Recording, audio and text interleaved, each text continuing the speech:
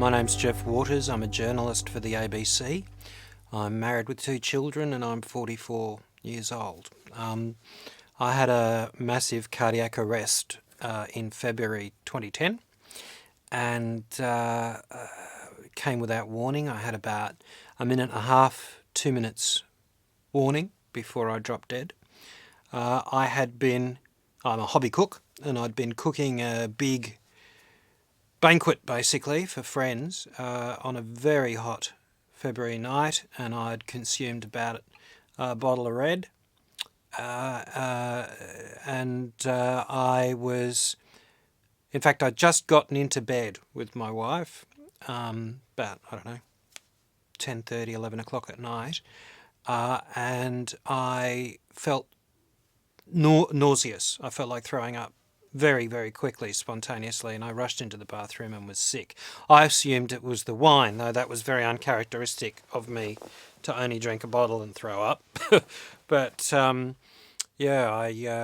went straight into the bathroom and threw up and came back to the wife and said I was experiencing some pain in my chest. And I was very lucky, she's a GP, she's a doctor. So she said to me, well, you just threw up and you've got pain in the chest. What else is happening? And I said, well, I feel a bit sort of breathless and a bit sort of clammy, a bit sweaty. And she instantly became alarmed and I didn't really know why at that stage. I then said to her, no, I'm feeling okay now, let's just go to sleep. So I lay down again and within about 30 seconds sat upright, bolt upright, and said, no, this pain is getting much worse across my chest and it's now going down my left arm. So Fiona, my wife, jumped up and raced into the living room to grab the phone and started calling an ambulance, and came back into the bedroom saying, I'm calling an ambulance. I can't remember this bit exactly. And I started telling her off. Not, angrily, but started saying, don't be ridiculous. Why are you calling an ambulance? I can't get an ambulance. We've got 2 kids. It's the middle of the night. What are we going to do with the kids? I'm not going to go to hospital just for a panic attack. And she said, well, you don't have panic attacks. And I said, well, actually, yes, you're right. And just as she was giving our address to the ambulance, a sort of black curtain descended from top to bottom. And I thought I was fainting. I still didn't at that stage believe I was having a heart attack. And so I made a joke. I said, something like, here I go, darling, goodbye, which she thought was a premonition of my death, but I wasn't that smart. And I dropped dead and instantly apparently looked grey and dead for all the world, and had no heartbeat. So Fiona started, threw the phone down. Thankfully, I'd already given our address, and started CPR.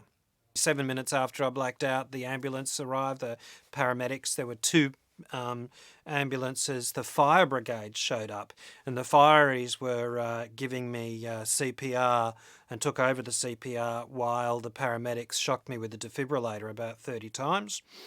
They finally, after about just over half an hour, got enough heartbeat to take me to hospital, which was very lucky.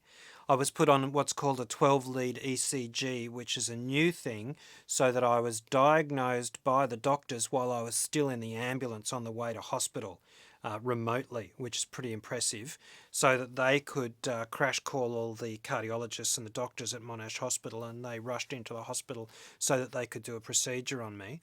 Unfortunately, I died again in the emergency ward, and they had to shock me again and get me going again. They did just long enough to get me into what's called the cath lab, where they inserted through my groin a line up into my artery in my heart to inflate a small balloon, which cleared the blockage, and then they inserted a stent. Now that normally takes a procedure that normally takes about half an hour, 45 minutes, but because I kept dying, and then coming back, that took about 5 hours. They eventually got me going, and then they kept my body very cold, which is also a new thing, which was developed only a few years ago in Melbourne. and has now been followed up around the world, so as to help my internal organs and my brain recover from the shock and to take the weight off my heart.